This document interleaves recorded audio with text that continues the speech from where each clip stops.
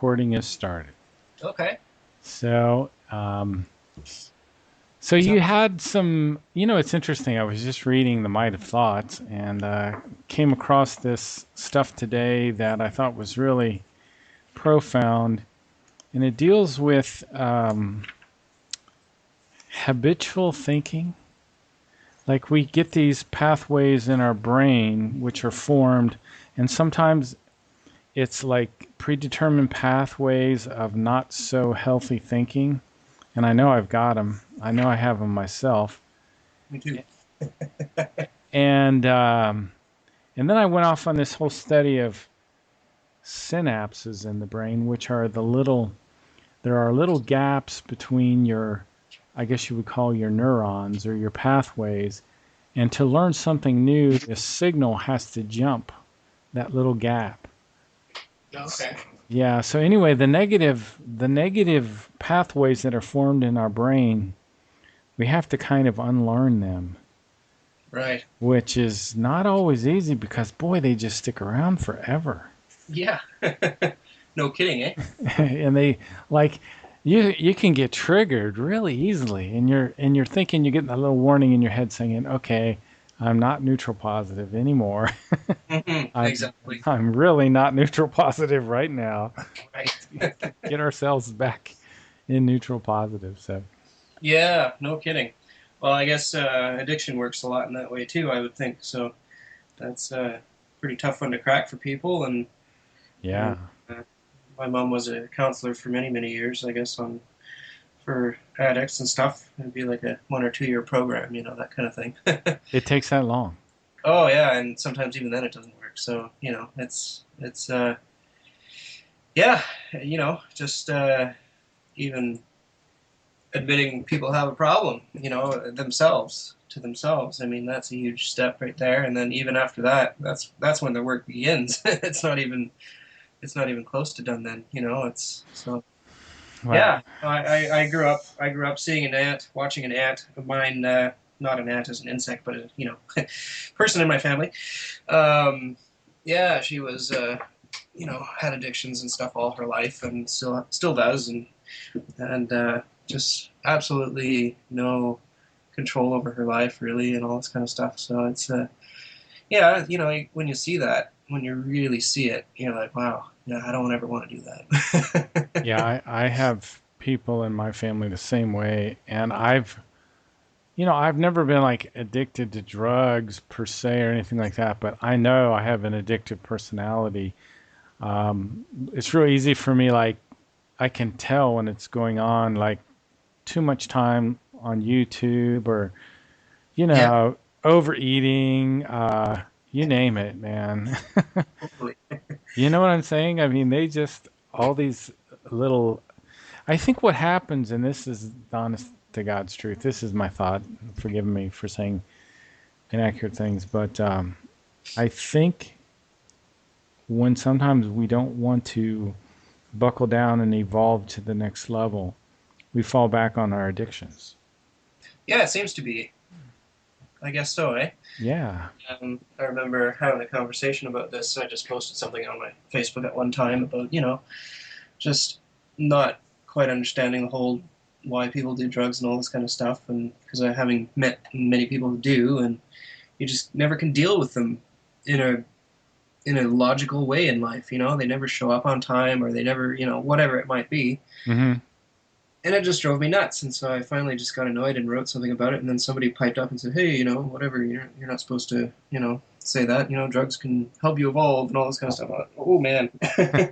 so, so I was like, "Yeah, well, you never know what you're gonna get." So yeah, no, it's there was one time in my life when I was playing lots of video games, and Yes, I've uh, been there. I've been there. yeah, I bet many Continue. of us have. Yeah, my But goodness. what I eventually I did, I found games that only last like 15 minutes. Like those games are like like Mario Kart racing or something like that. Then you're done. And if you want to keep going, play another couple of games. Great, you'll get it out of your system. Hmm. It doesn't last all day, 24 hours a day. 7 days a week. Hmm. Hmm. Months. It's like that World of Warcraft or whatever. I mean, I never played that, thank goodness. But I certainly saw people who did, and they were stuck on it, and that's all they did. That's all they lived for. So I thought, ooh, that's not me. Got way. I was addicted to the air combat simulation games you could play on the internet against other teams and Oh fly yeah. all these different kind of aircraft that had different flight characteristics and different weapons and everything. It was an I just astonishment. I still find that fun though. Oh, of course. But I literally one Christmas I had been up literally all night No. playing these games, and I thought to myself, the only way I'm going to free myself from this is to literally throw the disc away, even Yeah. though I totally enjoyed it, uninstall it from my computer, and that's what I had to do. Exactly. Yeah. Yeah. Exactly. I did that so many times. And finally, at one point, I got rid of all my games, and I haven't played games in quite a while. So my wife and I, once in a while, play like one of those Lego video games and stuff. But they don't last forever either. But that was a few years ago since I've done that, and since then I haven't done anything game-wise. I mean, there's just so much to do in life, between music practice and meditation and learning and reading and things to build, things to goals to work on, and on and on and on. I mean, every time I see myself spending hours on that stuff, on video games or anything like that, I just think, wow, I just totally wasted my life on that. Right. And it always feels that way. Because you know what? At the end of the day, instead of like when I was growing up, I had, those models that you build, with the glue and that you paint things and At least you would have something after you were done. exactly. Exactly. You have something at the end of it you can be proud of. You can put it on your shelf. And Right. then I painted pictures of them after, and then I did all sorts of things with them, and it just got my imagination going completely. But with video games, it's completely the opposite because you play the video game for a few hours, and then you turn off the TV, and what are you left with? It's some box that you're going to throw in the garbage, probably. So Yeah. it doesn't contribute whatsoever to creativity. Nothing creative about it, even though technically in the Lego games you're building something, but you're not. I mean, you don't actually build anything in the Lego games. You just press a button and it builds it for you. I mean, it's stuff like that. It's just ridiculous. So yeah. It's interesting. The more read the book, The Way to Live, and the more I go over this concept of striving, I really realize that the only real happiness in life is striving. But there's a challenge because sometimes in our work, there's stresses that we experience, and then we associate that stress with work, and then we get a negative feeling towards work that way. Mm, So it's really more probably that we're not neutral positive when we're going through that difficult challenge. right. So it's all about, thinking and Yep. maintaining the right thinking. So and if we don't continue to evolve, we just fall right back into those old ways so quickly. Oh man, it really is that word striving. I absolutely adore that word. Since I've read that book, I wish I had that in my mental capacity or whatever. I mean, I tried to do it when I was growing up, but it's to be able to actually have a good word like that and have all the description about what it is and how it works and all this kind of stuff. Man, oh man, that's huge. And that's the one thing I was so annoyed at when I was growing up too, because the other music students or whatever around me were not working hard at it, and I was working, hours and hours a day on my instrument, and then they would put me down for working hard, and they're Sure. like, "Well, why don't you come down to our level?" I'm like, "No, why don't you come up to my level? That's the whole point here." And not that I thought I was better than them. I always thought I was kind of an idiot, but it's it's just, yeah, you have to strive. And when I start practicing scales, just doing very slow methodical scales with a metronome, just very very slow, slow, slow. Don't try and speed up until you really know it, and then you go on to the Mm. next one, and then you go on to the next one, and then you really start to, your brain just kind of sees this whole cogs and machines and all this stuff, and you can just use it anytime you want and all this kind of thing. And when you really start to understand it, and that's just fun when you see those results, you know. And I it's uh, I actually picked up my guitar yesterday and played for about a half an hour. oh, right on. So I think the problem is why I set it down. I set it down for like 3 weeks, which is insane. Since I had my last gig, I just sat it down, and I think what it is I spend too much time on the computer and it saps me. Plus, just my whole life is really stretched. I do too much. Right. Just honestly, I do too much. And I think the more time I get off the computer, and I actually meditated. I've actually started meditating again. Wow. What a miracle! Yeah. So, my goodness, uh, yeah. So, That's striving, right? You know, you're starting something actually where you have to really concentrate on what you're doing. And that is such a wonderful thing when you realize you're doing it and it feels so good. And then you're like, man, why didn't I do this, more often in the last 3 weeks or 3 months or whatever it might have been, and this could have really helped me, not be so stressed about this and that and whatever and so on and so forth. So it always seems to come back in this cycle for me as well. you And know, I also think for some reason in my mind that there's information out there on YouTube that I can benefit from, and I think that there is some, but compared to what's in the Meier writings, I'm just so much better off spending my time yeah, well, reading it's the because it's books. unfiltered, right? It's what? It's unfiltered, right? Yeah, yeah, yeah, yeah.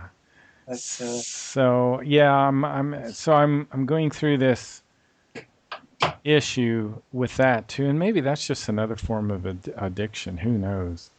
oh well, I think it's just a contrast thing. I studied many other materials before I got into the Meyer case and materials and so on, and it actually really helped me in the end to understand Meyer's stuff a lot better. Hmm. So I don't think there's anything wrong with that whatsoever. I mean, it's just contrast. Hmm.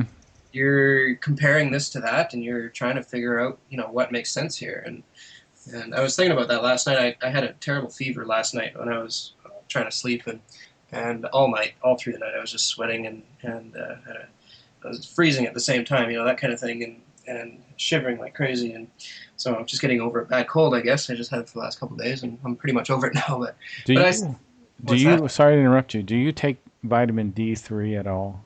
Yeah, I do. Yeah, Okay, okay. every day. Yeah. Do you notice that when your furnace runs, that your sinuses crack? Yeah. Okay. You can counter that with vaporizers. If you go out and get yourself a vaporizer and get a humidity gauge, Oh. and that'll help you. Oh, That'll okay. really help you. I've had, oh my goodness, that just is such a help. So I have two like vaporizers down here, and then one that's the really good one that's in the bedroom. Hmm. And so what happens if the humidity gets down into the low 30s and it even goes down in the 20s, it's almost guaranteed your sinuses are going to crack. Oh, okay. And if that happens, you just opens the door up for all kinds of sickness. It Hmm. took me like 5 or 10 years to figure that out. Huh. So I just thought I would share that with you. That's pretty cool. Yeah. Well, it is really dry around here because it's so cold in the winter and everything's frozen, so there's no humidity to speak of in the air. So everything is just ice. So So you're yeah. way up in northern Canada, right? Yeah, yeah, it's been colder now. We had our -40, so that's been nice. And Man, what a difficult environment to maintain a good positive mental attitude. it's trying, and you have to strive a lot. That's for sure. Wow. So it's interesting. The flip side of that is you can evolve a lot faster, maybe even, Perhaps it seems to be. if you don't self destruct, right? Yeah, exactly, exactly. A lot of people just self-destruct into drugs and all that kind of stuff. It's pretty high drug usage per capita here in compared to the rest of Canada.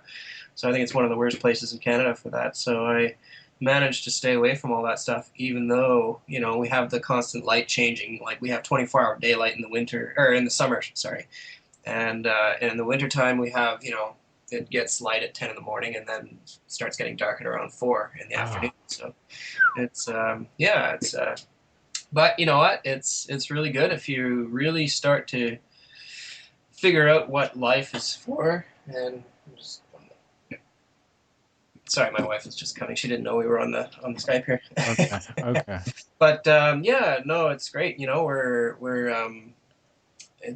it really it gives you, it forces you, if you're really serious about wanting to get through all the stuff, it really forces you to set good goals for yourself and to have a good life. And Have you ordered the new Talmud of Emmanuel yet? I haven't. I have not no, yet.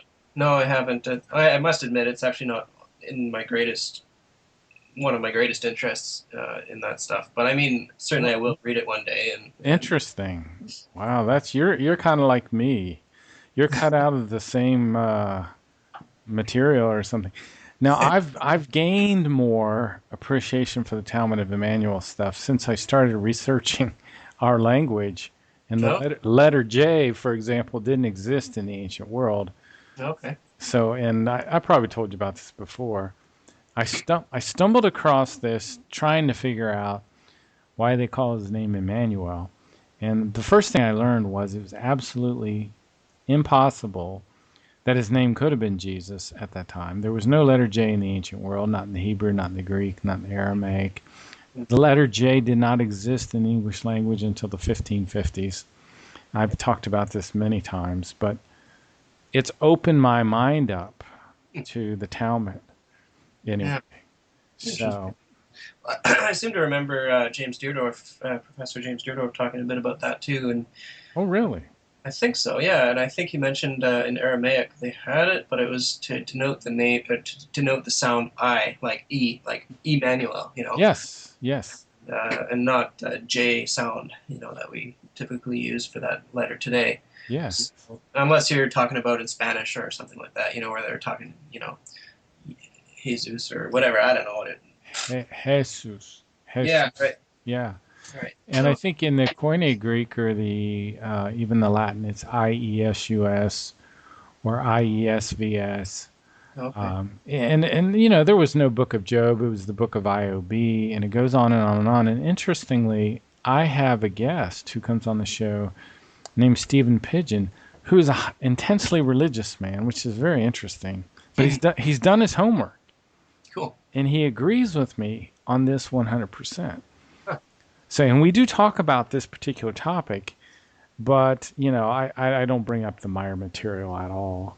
Right. I just, I kind of, with a given guest, I kind of stay in their comfort zone to a degree. For sure. Yeah. You Yeah. know, I'm not out to expose anyone's ignorance in a certain area or to make, that's just not my style. That doesn't, Yeah. so.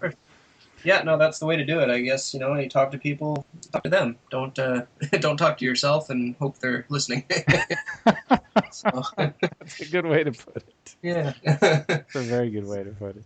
yeah, yeah. So Well, yeah. I don't want to hold you up. I know you guys probably got things to do, and you're working on your cabin, right? Well, not today. We're taking a break from that today. I guess we're doing a bit more shop work today, so we're. But I'm taking a break today anyway because I'm getting over this nasty cold and so on and so forth. So it doesn't feel as bad right now, and I'm actually quite surprised. So so I actually what I've been doing is over the years is taking zinc and vitamin C. The combination. Mm-hmm. Um, I saw it in the contacts, and they were talking about that, and somebody was saying, "Well, how do you clear up eczema or whatever?" And I had always had problems with pimples and things like that, so I thought that might be interesting. And so they said, "Yeah, it's 1 part zinc and 2 parts vitamin C or something like that." And don't quote me on that, but just on the actual amount. But anyway, it worked, and I've been doing that for many years, and it helps with the digestion and everything, and certainly boosts the immune system and so on and so forth too. So yeah, I so have had some incredible healing myself within the past 6 months.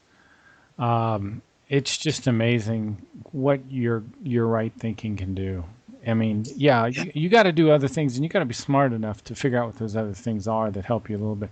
But man, the big thing is your right thinking. yeah. Yeah, it's huge. I had some little revelations, or whatever you want to call them, overnight here when I had my fever, which is kind of interesting. And it just kind of, I don't know, sometimes your subconscious thinking in the middle of the night seems to work really well, or mine does, anyways. And Isn't everyone's a bit different in that way. isn't that amazing? It's man, if we could just tap into that subconscious. Yeah, I know. That's it's been sort of the goal for me for many many years, and with the music and everything else too, right? So, because then you could kind of, if you want to learn about a musician, for example, um, you really have to tap into their personality, Hmm. and that's kind of interesting. So I actually had the opportunity to listen to certain musicians for years, that I really enjoyed, and then eventually I got to meet them, and I had their personality down pat completely just from listening to them play music, and Hmm. not singing, but I mean Sure. musicians like who play instruments, that sort of thing. So it's really interesting what you can do with that. Did And you ever listen to that band Weather Report? oh yeah, for sure. Yeah, Remember the bass player Jaco Pastorius? yeah, yeah, You yeah, know, his little bass melodies still flow through my mind to this day. yeah, Two, yeah, 3 decades later, I find myself humming them. yeah, yeah. Me too. Eh? That's I actually have him on a few albums of mine. That Tom Scott, that saxophone player I was showing you, with the LA Express. Actually, he did an album, and one song, Jaco Pastorius, came on, and did some really cool stuff. And it actually reminded me a lot of some of the music that was on that Contact movie, from 1978 with Oh, all Jim Delatoso and all those guys. Because I don't know, they had this bass player on there, and it sounded exactly like I that. know what you're talking about. Yeah, yeah, yeah, yeah. I So remember. I'm wondering if that was Jacko. It I could have mean, been. It sounded like him. it certainly sounded like him, yeah, for sure. So I don't know, it might have been somebody else imitating him or something like Sure, that. sure. It Somebody sounded, that got it. yeah, but it's just such a beautiful sound. I mean, I really love that, and Hmm. yeah, for sure. It's Has anyone, I cannot find Billy's original films of the ships on the internet anymore. Take a look around, see if you can find them. I just was hmm, looking. You used to be able to click in YouTube a few clicks and boom, you'd find them right there. okay. Yeah, yeah, I yeah. guess, I'm not sure what happened there. I guess they're getting buried, eh? Intentionally, perhaps. Yeah, yeah. What's going on there? With Oh That's a yeah. whole nother conversation. Oh geez, yeah. Well, there's a lot of background stuff going on there, I think, and oh well. You know what? I didn't need the internet or anything like that to find the Meier case. I found it completely on my own, and Did just you? did just doing my calculations. Well, right. I mean, I did the calculations before the internet came out, or before at least it was a useful, viable tool for news or anything like that. So Wow. when I was a teenager in high school, I think I had the internet in grade 11 or something for the first time, or grade 10. And yeah, no, but it wasn't something I ever used for the news or reading, interesting things like that. It was just for downloading music or talking to my friends, chatting or whatever, that sort of thing. So, but yeah, it can be done. So I think if you just stick to the really high probabilities and stick them all together, and then you find these calculations work for anybody. So it's kind of funny how that works. Well, do you care if let me save this and I want to see if this will actually work. It's been a very interesting conversation. Yeah. Okay, so let me just hang on a second and I'll save this.